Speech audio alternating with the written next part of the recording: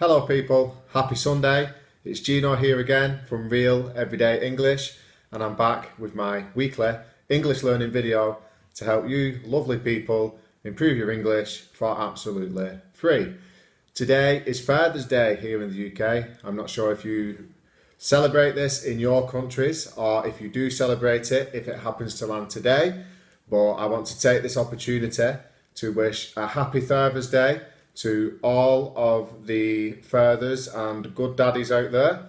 I hope you have a lovely day and get to spend some time with your children. Okay, so today's topic is going to be the topic of few versus a few and little versus a little. Now, these are quantifiers, which means we use them to describe a quantity of something. But there is a subtle difference, and I'm going to explain this the best I can and with my own experiences as a native English speaker. As a general rule, I'm going to describe what I believe are the biggest differences between these phrases. So without any further ado, let's get into the topic. Okie dokie. So I suppose the first thing that I need to explain in relation to this topic is that we use few and a few with countable nouns, and we use little or a little with uncountable nouns. Now, if you don't know the difference between a countable noun and an uncountable noun, I'm going to explain it for you very briefly. So an example of a countable noun would be, for example, a pen. In other words, you can count it, and we do count it on a regular basis. So 1 pen, 2 pen, 3 pen, 4 pens. Okay? And an example of an uncountable noun would be the noun sand. We don't count sand. It's just a noun that explains an amount of the thing you're describing. So we don't count sand. We don't say 1 sand, 2 sand, 3 sand. It's just sand. You just describe it as sand. So that is the first difference. We use few and a few with countable nouns, example pen, and we use little and a little with uncountable nouns, example would be sand. Okay? So now we've got that little rule out of the way, let's move on to some examples using few versus a few. So, example number 1. I could say something like, there are few people here who know how to spell anti-disestablishmentarianism. And in that sentence, because I'm saying there are few people who know, the meaning behind that sentence, or the impression that I'm giving with that sentence, is that there are not many people who know. There aren't many. There isn't a lot of options because there are few people who know.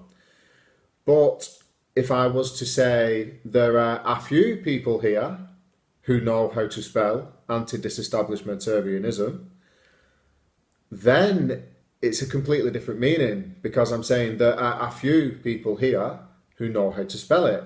So that means that it's more of a positive thing that I'm saying. I'm saying there are a few people here, meaning there are some people, more than one. It's like a positive outlook.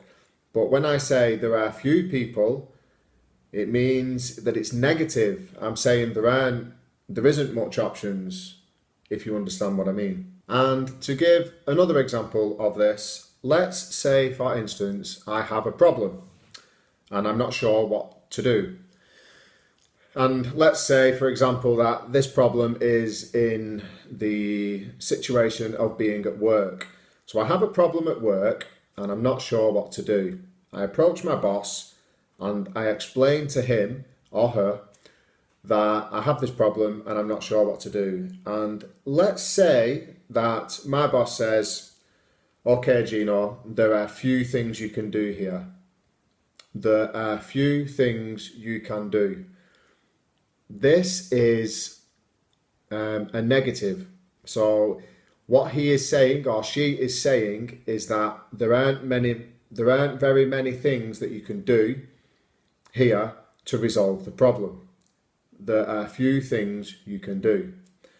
But if my boss was to say to me, oh, there are a few things that you can do here, this is more of a positive outlook. It's saying there are a few. You have a choice. There are a few things you can do to resolve this.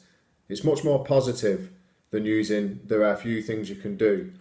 There are a few things you can do equals there's not a lot you can do about this problem.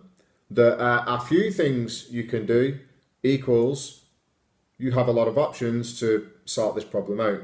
I hope you understand. Okay, now let's look at the use of little versus a little. Now, the general rule is basically the same. If you say, I have a little of something, it's more of a positive meaning, versus if you say, I have little of something, it's more of a negative meaning. You're trying to say that you're dissatisfied because you haven't got enough, kind of thing. So let's look at an example using the uncountable noun of money.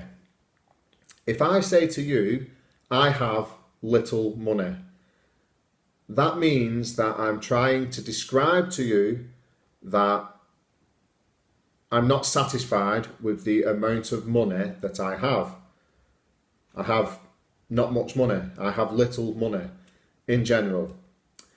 But if I was to say I have a little money, it's a positive because I'm saying I have a little. It's not like I have none. I have a little money. So if somebody was to say to me, would you like to go out for something to eat? I could say, yes, I have a little money, let's go. So that's an example of saying I have a little money, let's go, i.e. I have some money, not none, so I can go. But if I said I have little money, I would almost certainly be saying that I couldn't go for something to eat because I don't have enough money. Let's give a second example of the use of little versus a little. For this example, let's use the noun of time, which is uncountable. So if somebody approaches me and says, hello Gino, can I have a word with you? Can I have a chat with you for a minute? If I was to say, I have little time, then that would be a negative. So that is, I'm saying, in effect, no, because I have little time. It means I don't have a lot of time, so no, I can't have a conversation with you. Whereas, if I was to respond to that with, I have a little time, then I would be saying, yes, I have a little time, yes, I can have a conversation with you. So, with this example, let's repeat it. So if somebody was wanting to have a conversation with me and they said, Gino, can I have a chat with you for a minute? If I was to say I have little time, then usually I would say, no, I have little time, which means I don't have a lot of time, so I can't have a conversation. But if I wanted to say yes, but still express that I had limited time, then I could say, yes, I have a little time, let's do it. So little time equals negative, a little time equals positive. I hope you understand. And that is it for this week's video, people.